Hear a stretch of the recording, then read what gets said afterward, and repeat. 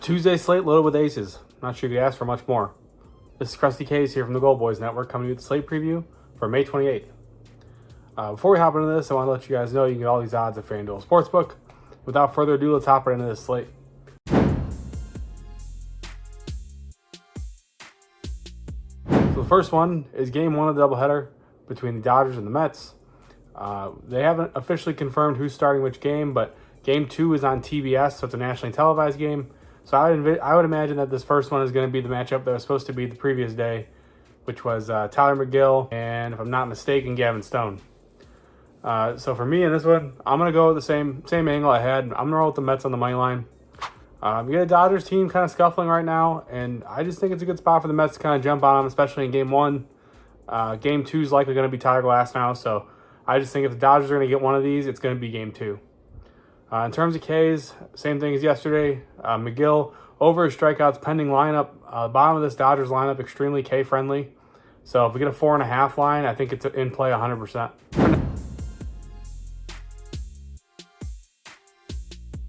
Our next one is the Boston Red Sox taking on the Baltimore Orioles. This is Brian Bayo versus Grayson Rodriguez. For me in this one, I like Boston. I like them on the money line. They're going to be a dog, obviously. Baltimore at home. Grayson Rodriguez, one of their top prospects. I guess he really isn't a prospect anymore. But for me, I'm not sold on Grayson. Command's a big-time issue for him, like 2 of his last 3 starts. Really having a hard time with the fastball. And I like Boston. They're a scrappy team. I don't think they're really going to go anywhere when it's all said and done in terms of the season. But they're scrappy. Division game. I like Bayo. I think he can keep the ball on the ground. Obviously, elite ground ball rate, heavy sinker usage guy. And, this Baltimore team, yeah, they're dangerous. I'm not going to deny them of that. But they're a lot better against lefties than they are righties. So I like Bayo to keep him in check here. And I think that Boston can get a few runs off of Grayson, truthfully.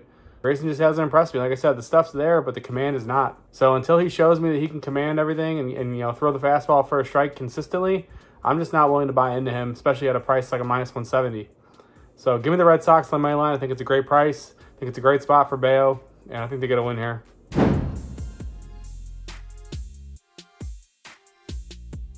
Our next one is the Pittsburgh Pirates taking on the Detroit Tigers. This is Jared Jones versus Tariq Skubal. I'm going to roll with the Tigers. I'm going to do a player performance double with Skubal. So it's likely going to be like 6 or 7 strikeouts in the Tigers' money line, whatever gets you close to even money. I don't have lines currently. I love that. I think it's a great look. You get Pittsburgh, who striking out a ton versus lefties. Away from home, they're considerably worse. I know that people have watched probably this weekend series them at home and thinking, wow, the Pirates don't strike out that much. But their splits, home and away, are night and day. So having to travel to Comerica here, I just think it's a brutal spot. And then you got to face Skubal on top of it. I really like him to rack up strikeouts. On the other side, Jared Jones. Mainly the reason I'm leaning the Tigers is because Jared Jones has a bit of a home run problem that we've seen. And there's a couple lefties in this lineup, Kerry Carpenter, Riley Green, who can do some damage against the fastball. So while I do think Jared Jones covers his strikeouts, I do think Tigers get the win here. So as I said, give me the Tigers on the money line, and we're going to pair it with Skubal K's and a nice player performance double. Our next one is the St. Louis Cardinals taking on Cincinnati Reds. This is Kyle Gibson versus Andrew Abbott. I'm going Cincinnati on the money line. Feel pretty good about it. Abbott has looked a lot better as of late. Generating a few more whiffs than he was to start the season. But it's not even that for me. It's just this Cardinals team, man. 1 through 9 just so inconsistent. And obviously the Reds, a bit of inconsistency too. But I just like Abbott. In terms of pitcher to pitcher here, I just trust him more than I trust Gibson in terms of holding down the opponent's lineup. Gibson, we all know, like I said, like we always talk about, going to give you 6 innings, but he's probably going to have 4 or 5 runs. I could definitely see that here, even against a scuffling Reds team. They got some bats who can do some damage. And they've actually been playing a lot better. Coming off, I believe it was a sweep of the Dodgers, and they took Game 1 of this series. So I just like them to kind of keep it rolling here. Give me the Reds on the money line. In terms of Ks, don't love either guy personally. I know the Reds strike out quite a bit, but Gibson's just not a big strikeout guy, and it's tough to back somebody like that. So passing on, all strikeouts in this one.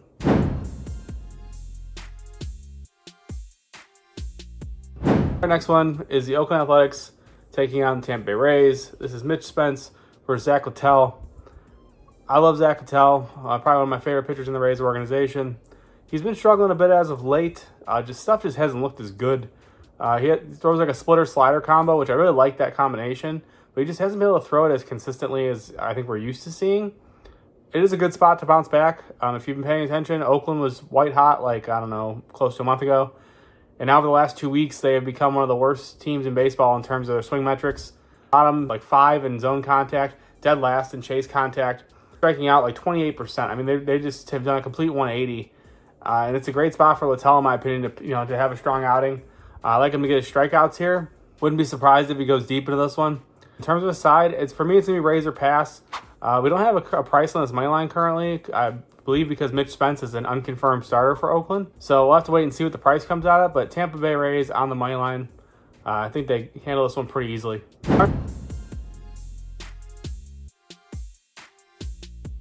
Our next one is the Los Angeles Dodgers taking on New York Mets. This is game 2 of the doubleheader.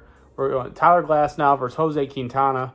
As I mentioned earlier, in this one, it's Dodgers in game 2 for me. I don't know if I'm going to take them on the run line, likely -1.5, or a Tyler Glasnow player performance double.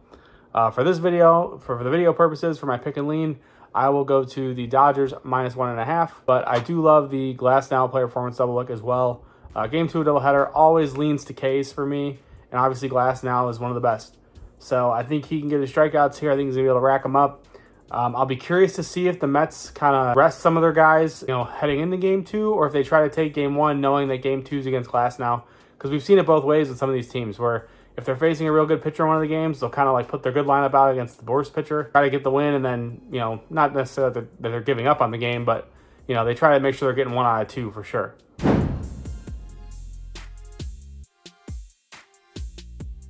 Our next one is the Washington Nationals taking on the Atlanta Braves. This is Jake Irvin versus Max Fried, and my oh my, this Braves team is in a bit of a free fall, and they are -240 on the money line with Max Fried. And I get it, it's the Braves, it's Max Fried, but man, I think you gotta be out of your mind right now to lay a -240 with the Braves in their current state. They just lost Acuna, if you haven't been paying attention. Austin Riley is back, so I mean that's nice, but I mean Acuna is really the straw that stirs the drink, if you will, in my opinion. And this is just tough for them right now until they kind of figure it out. So I don't want to necessarily fade the Braves, because I mean I think you're playing with fire trying to fade the Braves here. But I think the Nationals +1.5. I think they hang in this one. Their bats looked really good in this first game. Got to Morton quite a bit. Fried obviously has been outstanding, so I mean maybe they don't get to him as much. But I just think that this is a spot where you kind of take advantage of the Braves being a bit lost. I mean you see it it just there's no energy right now. And maybe that changes, maybe as they start to figure things out and they figure out who's going to lead off. I believe that Albies lead off this first game. He doesn't make enough contact for me, in my opinion, to be a leadoff hitter. So I'll be curious to see what they do as they start to shuffle this order. Could be like a Michael Harris situation, in my opinion. But for now, Nationals +1.5. That's where I'm going. I hate that I'm going this way, because Nationals are not a team I love to back, but I can't go anywhere near the Braves at these prices. In terms of the Ks, don't love either guy. Max Fried, lean under. Don't love it, though, because Nationals have been carrying a bit more against lefties. I think my favorite look here in terms of a prop is Max Fried's pitching outs. I'm curious to see what it's going to be at. I'm guessing 18.5, just because he's been so damn consistent, going 6+ innings. And I think you could take that. I think you could potentially pitch 7 innings here, or at least into the 7th, to get it to that 18.5.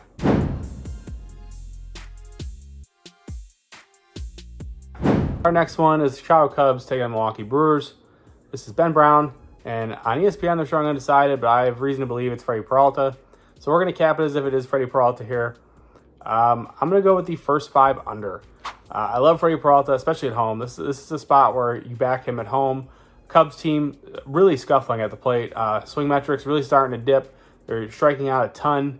I think this is a spot Freddie can take advantage. He can be aggressive. They struggle with the fastball a ton. We've seen it time and time again. I mean, they struggled with Sonny Gray the other day. He's only pumping 93. So Freddie Peralta obviously upwards of like 96, 97. And I think this Cubs team's got a really hard time. But on the flip side, Ben Brown, he's looked really good. He's only going to go probably 4 or 5 innings. But I like him to pitch well here. His stuff looks fantastic. And this Brewers team hasn't seen him, so I expect him to pitch well. Give me the first 5 under. I like both guys' strikeouts too. I think both guys can go over.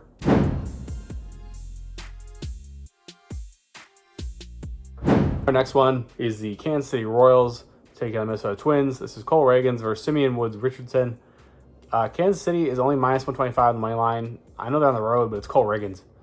This line just kind of stinks to me, but I'm gonna take the bait. Give me the Royals on the money line. I can't back Simeon Woods Richardson. We've seen it. The command's just not there. He doesn't have any trust from Rocco. This guy's gonna put guys on, likely get touched up. And you got a Royals team that was kind of riding hot, and they came in and got absolutely shut down by Joe Ryan in Game 1 of this series. So I like him to bounce back, I like the offense to get going. And I just overall like Cole Reagan's the deal. This guy is, the real deal, as we've all seen. He's outstanding. Gets a good spot here. Twins haven't seen a ton of lefties, especially good lefties. And I just think Reagan's, has a nice outing. I think the Royals offense bounces back nicely. I wouldn't be surprised that, if they put up like 3-4 runs here, win this game like 4-1, something of that nature. But I like the Royals to get this one done. In terms of Ks, I do like Simeon Woods Richardson under his strikeouts. His Kansas City team, pretty much outside of the game against Joe Ryan, has been super K adverse, right around like 15% in the last 14 days. They're a bit worse on the road, but Simeon Woods Richardson is not one of those guys who's going to miss bats. We see it heavily reliant on his fastball, slider, and the slider's not great. So I just don't see him racking up strikeouts here against this Royals team.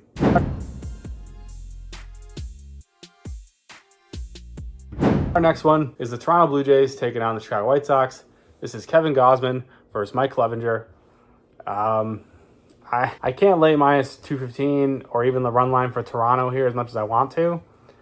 It's just not a spot I'm comfortable doing it. Gausman has really looked like he's back, and I fully believe that. So I'm going to take a little bit of a different angle here. I'm going to go with the White Sox team total under. I like Gausman to pitch really well. Clevinger has been... He looks like he should be getting hit up, and then he just has these outings where they don't make any sense. And this just kind of feels like one of those spots where he's going to have one of those outings that don't make any sense. So rather than sweat Toronto minus 1.5 or sweat them as a juicy parlay piece, I'm going to take the White Sox under their team total. I expect Gausman to deal. I like his strikeouts here. I think he can absolutely rack them up. This White Sox team, the metrics have fallen off the table. For a while, they were pesky. They were annoying. They were putting the ball in play, in 2-strike counts, and that has stopped. So I like Gausman's Ks here. I think it's a great look for him, and I like the White Sox team total to go under. I don't think they score here. I wouldn't be surprised if they end up with one or less, truthfully. They've been shut out more times than any team in the league, and I think that just kind of continues here. Wait, before we get back to the picks, I wanted to thank you all for watching. Friends don't let friends watch videos without hitting the like button. So go ahead and press the thumbs up button and like the video.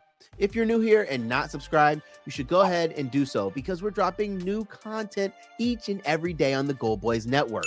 We strive to cover every sport and give out picks and analysis and valuable information for free on the Gold Boys Network. So make sure you're subscribed and hit the bell so you can get notified when we drop something new. I'm Brad Thomas. Let's get back to the picks.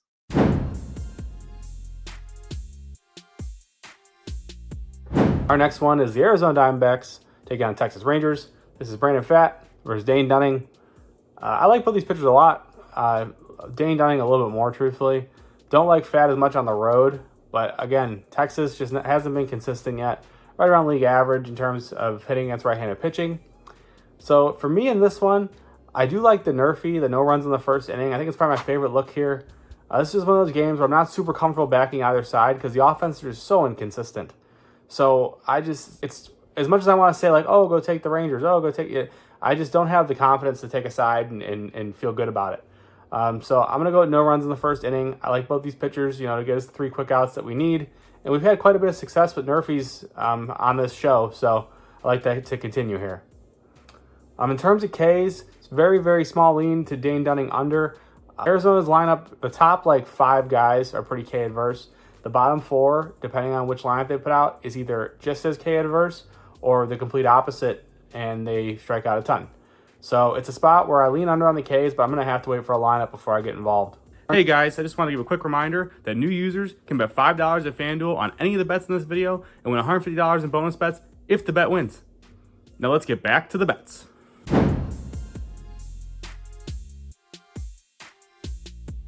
Our next one is the Cleveland Guardians taking on the Colorado Rockies.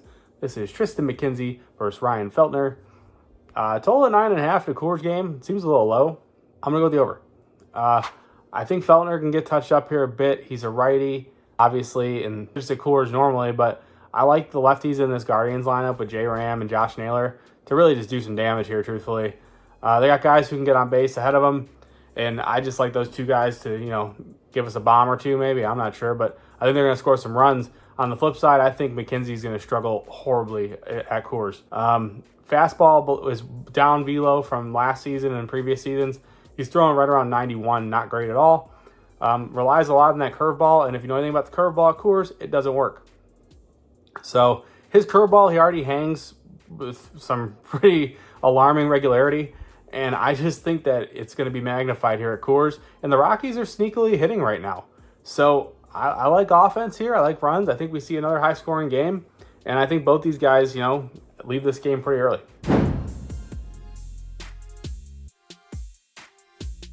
The next one is the Yankees taking on the Los Angeles Angels. This is Nestor Cortez versus Griffin Canning.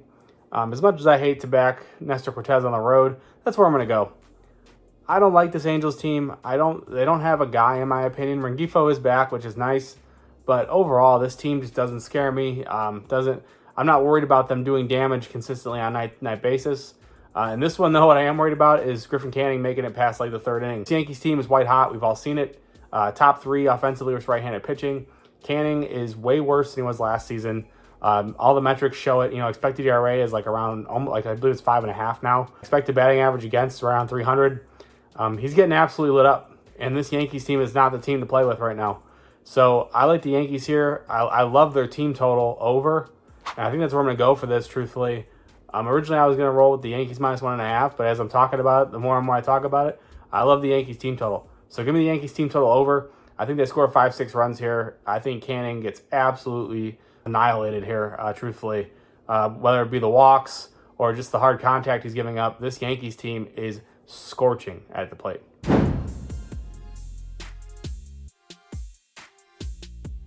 Our next one is the Houston Astros taking on the Seattle Mariners. This is Christian Javier versus Luis Castillo. For me in this one, I'm going to roll with the Mariners. I like Luis Castillo at home. Give me the ace. I think he gets it done. In terms of Ks, as much as I would want to take Javier against Seattle, because I just like to take everybody against Seattle, he doesn't have the strikeout stuff, and his leash has been incredibly weird. So it's probably just a pass for me in terms of strikeouts. I will back the Mariners here to get the win.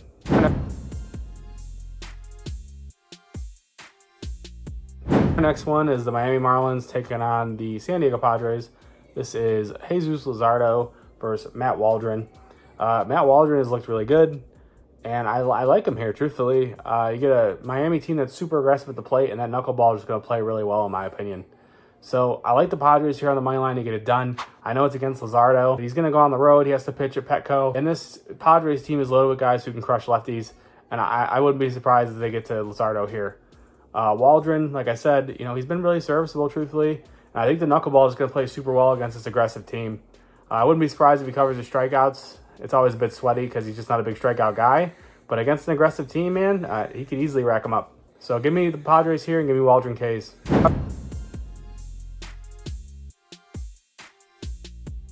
Our last one is the Philadelphia Phillies taking on San Francisco Giants. This is Zach Wheeler, and currently there is not a pitcher listed for the Giants. I'm not sure if they're going to roll with the bullpen game or what they're going to do yet. So for me, it's Zach Wheeler day. We're going with the Phillies, whether it be Phillies minus 1.5 or a player performance level with Wheeler. I love the Phillies here. Giants at home, been a little more K adverse, so I'm a little bit concerned there. But Wheeler's just got such great stuff, man. So in this spot, small lean to Wheeler over his Ks. I'm going to wait for a lineup before I jump in on the strikeouts. But Phillies minus 1.5, I think it's a great look. I think they dominate this game. That does conclude our slate. If you guys do me a favor, drop a like, drop a comment. Let me know what you guys are running. I love reading them. As always, you can get all my official plays at goldboys.com. And if you have a gaming problem, dial 1-800-GAMBLER. Thank you, guys.